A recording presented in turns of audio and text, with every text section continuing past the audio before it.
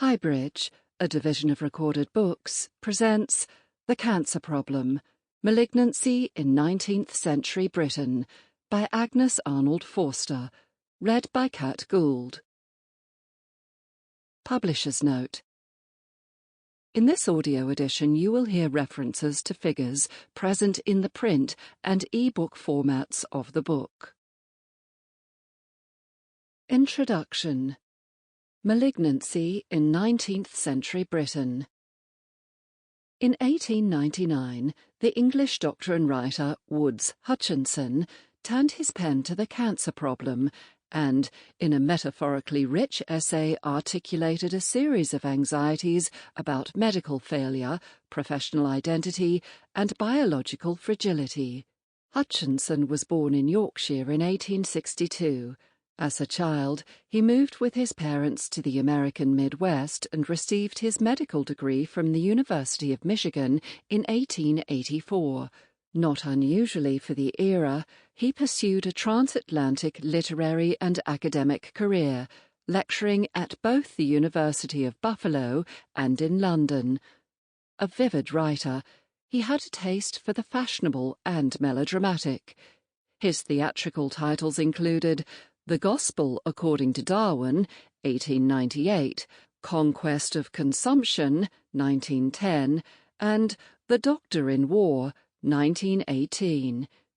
He died in 1930, his life a brief footnote in the history of turn-of-the-century medicine, yet his experiences were representative of contemporaneous medical life, and he had an uncanny ability to capture the anxieties peculiar to his age. In The Cancer Problem, Hutchinson argued that while 19th-century state, society and science had reined in the powers of epidemic disease, cancer remained a riddle of the Sphinx. Despite multiple medical successes, anesthesia, asepsis, sewage systems, and bacteriology, 19th-century doctors and scientists had failed in one of their key aims, to understand and effectively treat malignancy. In 1899, cancer remained the dread disease and the emperor of all maladies, equal parts incurable and unknown. Its deadly and mysterious status increasingly set it apart from other diseases that medicine now thought it understood and, in some cases, could manage. Cancer was, therefore, particularly troubling for a profession newly fashioning itself as socially useful and scientifically competent. Hutchinson's essay was replete with frantic commentary on modern medicine's inability to even comprehend cancer, let alone treat it. He even made the troubling suggestion that this mysterious disease seemed to be taking advantage of medical practitioners' ignorance, increasing in incidence and capacity to kill. Cancer, therefore, undermined the increasingly prevalent belief in the teleology of medical progress and the cumulative nature of scientific knowledge. In 1884, the Pall Mall Gazette reported, "Cancer stands almost alone as a disease which increases with our prosperity, and while our health laws are raising the standard of public health, the mortality from cancer stands forth as a blot upon the results, detracting in part at least from the measure of the success which has thus far been obtained." Some 19th-century medical men argued, therefore, that cancer, despite all the rationalization by modern and innovative technologies, was resistant to improvement. The Sisyphean nature of their efforts rendered practitioners and social commentators miserable, fatalistic about what this failure said about the nature of body and society and their parallel tendencies towards decline, and pessimistic about the ineptitude of medical science. The intensity of these abstract emotions was matched or superseded by those felt by the men and women who, across the 19th century, inhabited and encountered cancerous bodies. Disgust objection, sorrow, pity, fear, dread, pain, frustration, hope, love, and sympathy all marked the cancer experience and structured both doctor and patient decision-making. This is the first book about the history of cancer in 19th-century Britain. It narrates the disease's pre-20th century story and, in doing so, demonstrates that it was then that cancer acquired the unique symbolic, emotional, and politicized status it maintains today. As I will show, there is no conspiracy of silence surrounding cancer in the 19th century. Not only did it maintain a not insignificant incidence, cancer also played a symbolically laden role in 19th century life.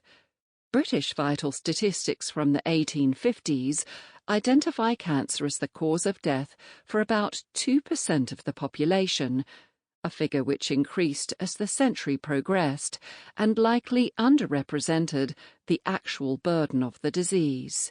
Then, as now, observers tied cancer to environment, diet, and morality, and malignancy was a prominent feature of the social, political, and cultural landscape.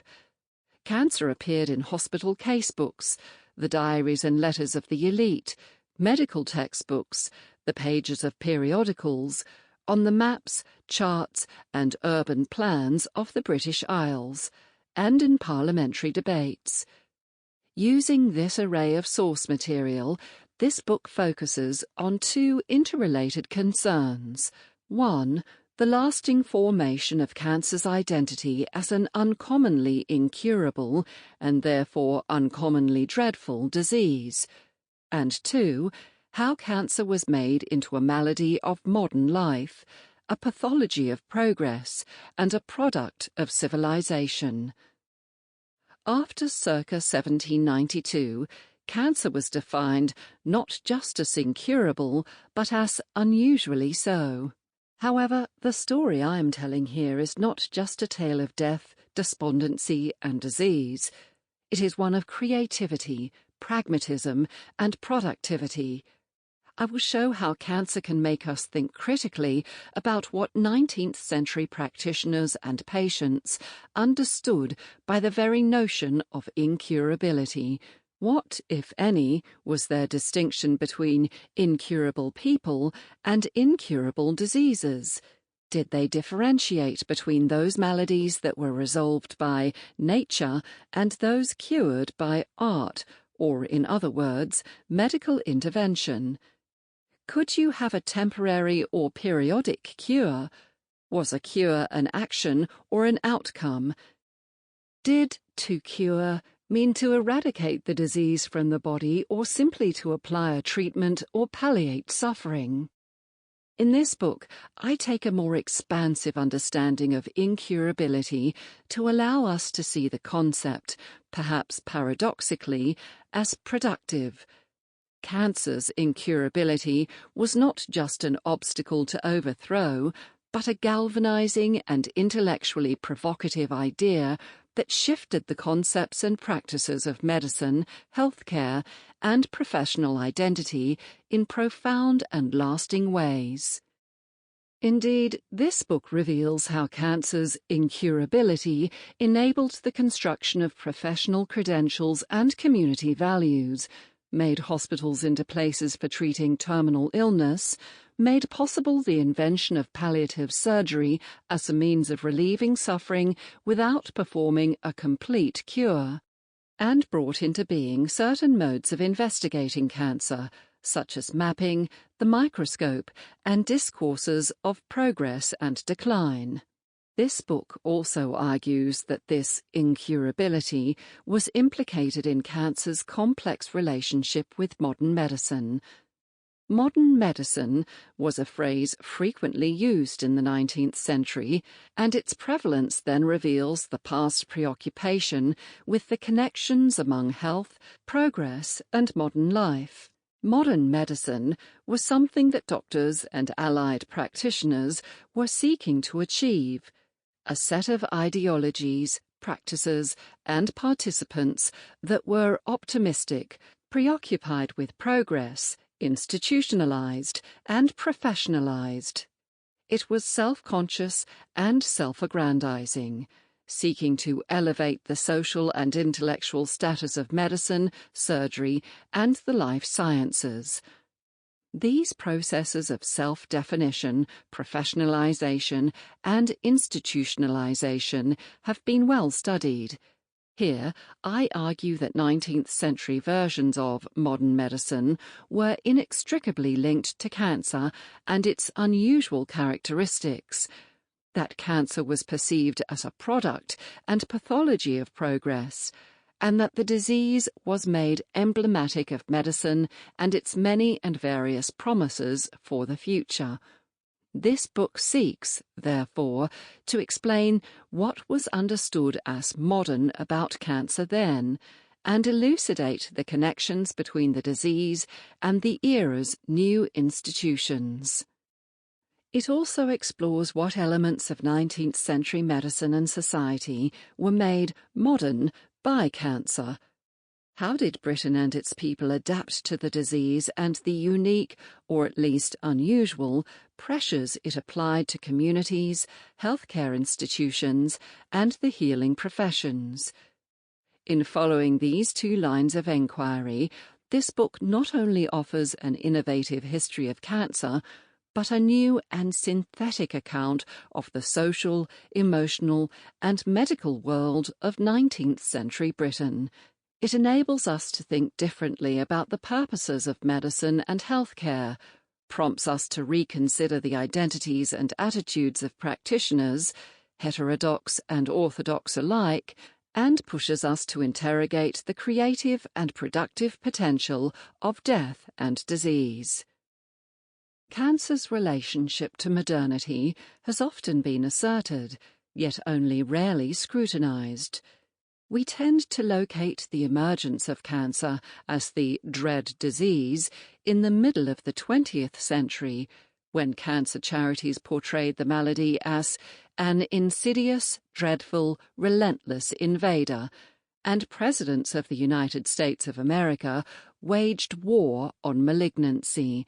Indeed, it is a well-known and often rehashed trope that cancer today constitutes an unintended consequence of progress, or, as Charles E. Rosenberg puts it, the notion that the incidence of much late 20th century chronic disease reflects a poor fit between modern styles of life and humankind's genetic heritage. Roy Porter called cancer the modern disease par excellence, and Siddhartha Mukherjee described it as the quintessential product of modernity. However, both locate that modernity in the decades after the Second World War. As Joanna Burke observes, in 1957 the physician and cancer educationalist George W. Cryle blamed those cancer charities for having fashioned a devil out of cancer. Cryle lamented, "They have created a new disease, cancer phobia, a contagious disease that spread from mouth to ear." Key to this cancer phobia, Cryle argued, was the belief that the disease was incurable. Cryle was making an astute observation about the fear that surrounded malignancy in the 1950s, but he misidentified the origin and chronology of that fear. Cancer phobia existed in 19th, not just 20th century Britain. Indeed, this observation has been made by several scholars of medieval and early modern medicine. Historians such as Alana Skewes, Luc Demaitre, Marjo Kartanen, and Michael Stolberg have all examined cancer before the 20th century and all dealt with a disease that had much in common with the malady we encounter today. However, while these few scholars have made inroads into medieval and early modern Britain, far more have traversed the disease's 20th century terrain. This asymmetry can be partly explained by the ways in which cancer and chronic disease have been constrained by a version of periodization that serves to tie certain maladies or malady types to specific epochs. Medical historians, epidemiologists and demographers have conceptualized the 19th century as the epidemic century, with infectious diseases and their control occupying the forefront of historical investigation. This periodization is most clearly articulated by Abdul Omran's Citation Classic, published in 1971, on the theory of epidemiological transition. He posited 3 phases: the age of pestilence and famine, roughly corresponding to medieval and early modern Europe, the age of receding pandemics, the long 19th century, and the age of degenerative and man-made diseases, intimately associated with civilization and the development of modern healthcare and medicine. Omran's model has been nuanced, expanded and countered by public and global health professionals who have critiqued its determinism, international homogeneity and its limited explanatory power with respect to the quintessential late modern pandemic, AIDS. However, this periodization persists, and it is unhelpful for the medical historian, not least because it has obscured cancer from our vision of the 19th century. Instead, scholars of 19th century medicine have tended to focus on epidemic diseases, cholera, relapsing fever, tuberculosis, whereas those of the 20th turn instead towards chronic maladies like cancer, framing them as problems of modern life. Medical historians frequently betray a subtle, even unconscious, commitment to the epidemiological transition model and its underpinning intellectual assumptions. In 1962, Rosenberg wrote, "Cholera was the classic epidemic disease of the 19th century, as plague had been of the 14th.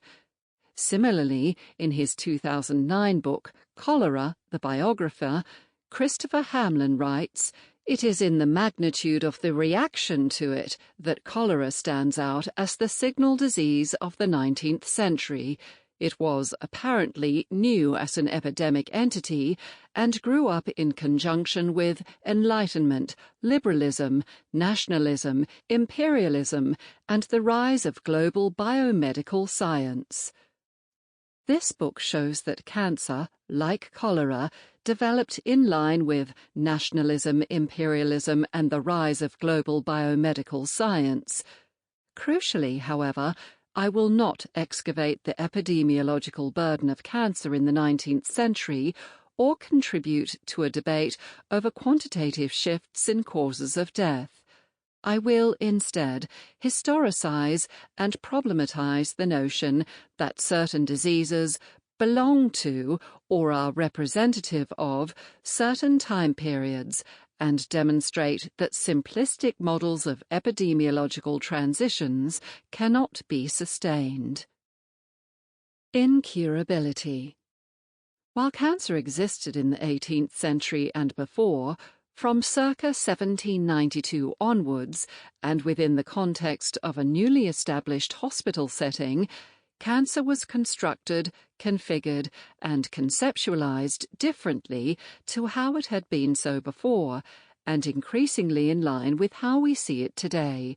Moreover, key to this new or altered definition was its identity as an unusually incurable malady. Over the ensuing century, this identity was subject to constant renegotiation by doctor, patient, and the public.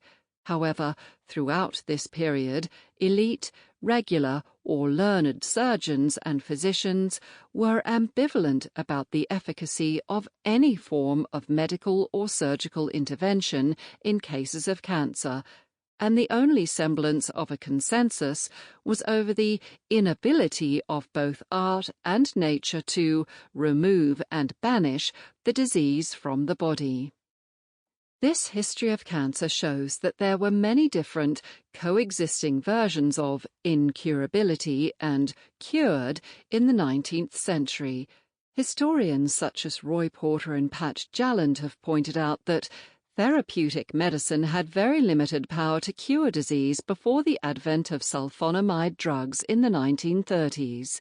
However, while many diseases were people's last, I argue that 19th-century practitioners set cancer apart. Then, many maladies killed, and yet cancer was still conceptualized as unusual, even unique.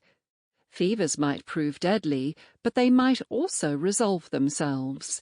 Even consumption had its own patterns of relapse and remission that could be invoked by both doctor and patient as evidence for the curative powers of various treatments.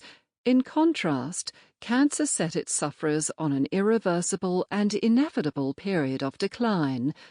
Diagnosis became prognosis, and from the moment of identification, their fate was decided. In 1816, surgeon and man midwife Thomas Denman insisted, "Of all diseases deemed incurable, that which is denominated cancer has been most generally allowed to be so." There have been many histories of disease and death. Hannah Newton argues that historians have a general penchant for sad topics, and suggests that the field of the history of emotions is preoccupied with the tragic, the fearful, and the despondent.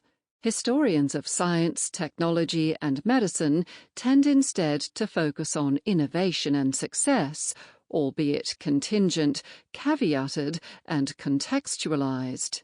Carsten Timmerman posits that progressive accounts provide scholars with a practicable narrative framework, suggesting that stories of incurability are more difficult to write. Cancer, in particular, has an uneasy relationship with the key moments of medical history: the bacteriological revolution, the professionalization of healthcare, and the development of modern biomedicine. The disease frustrates any easy narrative of Victorian social, political, and medical progress. Cancer offers us, therefore, an unusual opportunity to write a history of what Timmerman calls therapeutic and theoretical failure and disappointment. Failure and disappointment did not, however, cause cancer investigation and management to stagnate. Instead, the early 19th century codification of cancer as an incurable disease was the origin of a period of intense creativity, intellectual debate, and therapeutic innovation. Cancer offered a challenge to the medical and scientific community, a challenge that prompted a range of productive, pragmatic, and potential solutions to the cancer problem. Some of what I say about cancer also applies to all chronic and incurable diseases in the 19th century. These maladies were symbolically laden, and approaches to death, dying, and cancer altered across the period. Moreover, and following the work of historian Jason Szabo on 19th-century France, I suggest that the experience of having an incurable disease is best understood as the product of an intricate series of negotiations and interactions among various social actors: patients, families, physicians, alternative healers, religious and political authorities, each with his or her own agenda and challenges. Cancer acquired and developed a social role and function that was both unique and telling about the nature and purpose of illness and medical intervention alike. Having, treating, and investigating an incurable disease all had their own complex matrices of motivations and experiences. And understanding this complexity allows us to move beyond the predictable, if conflicting, narratives of suffering, despondency, and disappointment on the one hand, and heroism and success on the other. Modern medicine.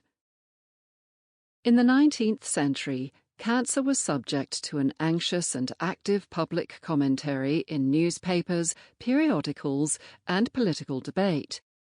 It was treated in dedicated hospitals and wards with innovative adversarial treatments, and patients were cared for by practitioners who wielded palliative tools. A variety of different practitioners and professionals believed that diet, housing, environment, age, habits, gender, accidents, and behavior were causes of cancer. It was studied in specialized clinics and investigated by scientists working in a network of laboratories that spread across the globe. Philanthropic individuals, charitable organizations, and governments invested money and time into countering the cancer problem, and desperate dying people sought untested remedies and found solace in alternative medical means. These various features of cancer were formed by 19th-century ideas and institutions, and cancer exerted its own influence on a range of organizations and projects, from hospitals to the General Register Office, laboratories, governments, and public health practices. These various structures and systems were also a key component of an industrializing, civilizing nation-state. Crucially, too, cancer's influence on these organizations and projects was made possible by the disease's incurability. The construction of cancer as an intractable malady was key to the processes by which it was made modern. Disease, and particularly cancer, was increasingly a marker of industrial and technological modernity, an unintended consequence of progress, and a potent, if paradoxical, component of national identity. As I have suggested, cancer is widely perceived today as a product of progress in the late 20th century, and this book shows that similar patterns of thought were present in 19th-century meditations on malignancy. Indeed, our recent anxieties about cancer's relationship to our current lifestyles can be backdated to the 1800s and were formed in response to specific 19th-century concerns. Cancer was, therefore, deployed to rationalize national and racial hierarchies in the context of modernity and modernization, and its perceived prevalence used to affirm the superior status of British social, economic, and medical institutions. Incurability had, therefore, an intriguing relationship with notions of 19th-century progress and modern medicine. There is a paradox in the fact that our 21st-century version of modern medicine is so marked by a malady that we neither fully understand nor can effectively treat. Indeed, 19th-century medical men were engaged in a project of professionalization and self-improvement that increasingly attempted to make medicine out as progressive, socially useful, and, in their own terms, modern.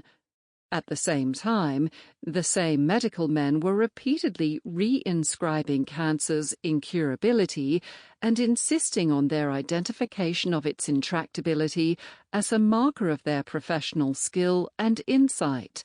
That tension, that modern medical professionals must identify their own limitations, continues today and makes cancer peculiarly problematic and particularly productive. This book is, after all, not just a medical history, but a social and cultural account of cancer, the institutions it inhabited, and the bodies it infiltrated. To that end, it explores what elements of 19th-century Britain were made modern by cancer. Other scholars have demonstrated that medicine and ideas about health were key to the development and definition of modernity in the 19th century.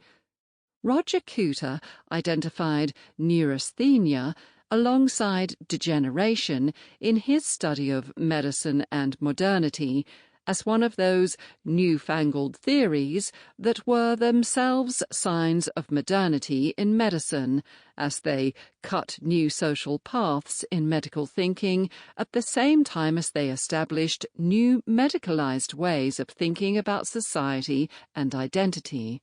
In redirecting attention towards chronic and incurable disease, towards accommodation rather than cure, and towards age. Sample complete. Ready to continue?